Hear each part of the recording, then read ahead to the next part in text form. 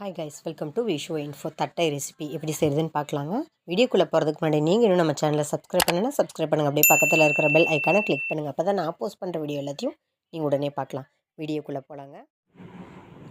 பச்சரிசி தட்டை செய்ய தேவையான பொருள்லாம் பார்க்கலாங்க. பச்சரிசி மாவு 1 கப் எடுத்து வச்சுருக்கேன். நீங்கள் கடையில் வாங்கின மாவு, வீட்டில் அரைச்ச மாவு எதாக இருந்தாலும் ஓகே. பெருங்காயத்தூள் எடுத்து வச்சுருக்கேன். உடச்ச கடலை எடுத்து வச்சுருக்கேன். சிகப்பு மிளகாய்த்தூள், இந்த தட்டைக்கு தேவையான உப்பு, அப்புறம் 1 டீஸ்பூன் நெய், அப்புறம் மாவு பிசைய தண்ணி. இப்போ எப்படி செய்கிறதுன்னு பார்க்கலாங்க. ஒரு பவுல் எடுத்துக்கலாம். அதில் நம்ம எடுத்து வச்சுருக்கிற அரிசி மாவு சேர்த்துக்கலாம். அதுக்கப்புறம் இந்த ரெசிபிக்கு தேவையான உப்பை சேர்த்துக்கலாம். மிளகாய்த்தூள்,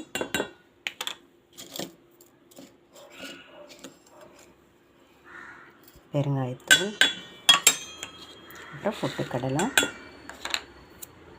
ஃபஸ்ட்டு இது ஒரு தடவை நல்லா மிக்ஸ் பண்ணிக்கலாங்க.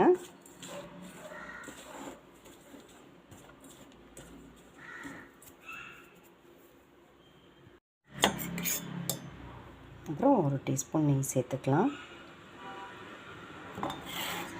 இப்போ இதை நல்லா மிக்ஸ் பண்ணிவிட்டு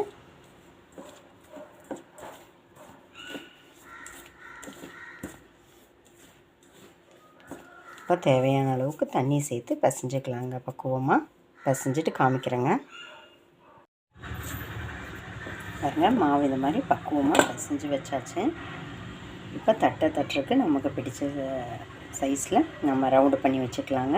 இந்த மாதிரி ரவுண்டு பண்ணிக்கலாம். பாருங்கள், இந்த மாதிரி சின்ன சின்ன ரவுண்டாக நான் பண்ணி வச்சுருக்கேன். உங்களுக்கு எந்த சைஸ் வேணுமோ அந்த சைஸில் நீங்கள் ரெடி பண்ணிக்கோங்க. கையில் தட்டினாலும் சரி, இல்லை ஏதாவது ஒரு டவரா கப்பு ஏதாவது இருந்தால் கூட எடுத்துக்கலாம். அந்த மாதிரி நம்ம எல்லாம் தட்டி வச்சுக்கலாங்க. பாருங்கள், இந்த மாதிரி ரெடி பண்ணிவிட்டு இந்த மாதிரி ஒரு பேஸ் எடுத்துகிட்டு இப்படி ஒரே ஒரு தடவை நம்ம ப்ரெஸ் பண்ணோம்னா சரியாக வரும். பாருங்கள், இந்த சைஸ் உங்களுக்கு ஓகே அப்படின்னா நீங்கள் இது இப்படியே விட்டுறலாம். இந்த மாதிரி நம்ம எடுத்து வச்சுருக்க மாவெல்லாம் தட்டிக்கலாங்க. பாருங்கள், நமக்கு வேண்டிய சைஸில் இந்த மாதிரி நம்ம தட்டி வச்சுக்கலாம். இப்போ பிடிச்சிக்கலாங்க. ஒரு பேனில் எண்ணெய் ஊற்றி வச்சுருக்கேன். இப்போ அது காஞ்சிருச்சு. இப்போ நம்ம தட்டி வச்சுருக்கிற தட்டை ஒவ்வொன்றா போட்டு எடுத்துடலாங்க. மீடியம் ஃப்ளேமில் வச்சுக்கோங்க. ஹைலேயும் வேணாம், சிம்மில் வேணாம். நல்லா ஆயில் ஹீட் ஆன உடனே மீடியம் ஃப்ளேம்லேயே வச்சுக்கலாம். அப்போ தான் கரெக்டாக வரும். நம்ம எடுத்து வச்சுருக்கிற எண்ணெய்க்கு தகுந்த மாதிரி ஒவ்வொன்றா சேர்த்துக்கலாம்.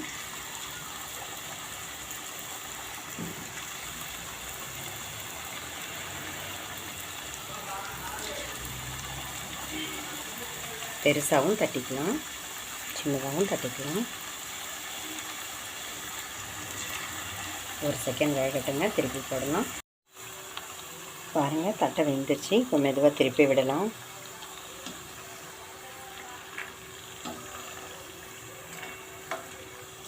ஓரளவுக்கு வெந்திருக்கு. இப்போ அதோட சவுண்டு குறைஞ்சதும், சலசலப்பு குறைஞ்சதும் எடுத்துடலாங்க.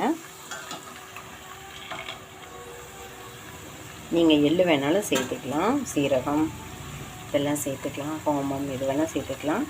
இந்த மிளகாய்த்தூள் போட்ட இடத்துல நீங்கள் பச்சை மிளகாய் கூட அரைச்சி சேர்த்துக்கலாம்.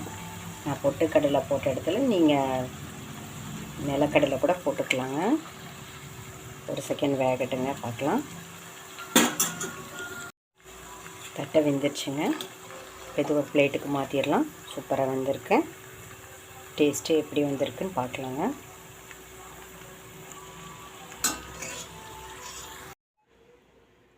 பாருங்கள், தட்டை சூப்பராக ரெடி ஆகிடுச்சு. செம்ம ரோஸ்ட்டாக வந்திருக்குங்க. நான் இப்போ டேஸ்ட்டு பண்ணி பார்த்தா சூப்பராக இருக்குது.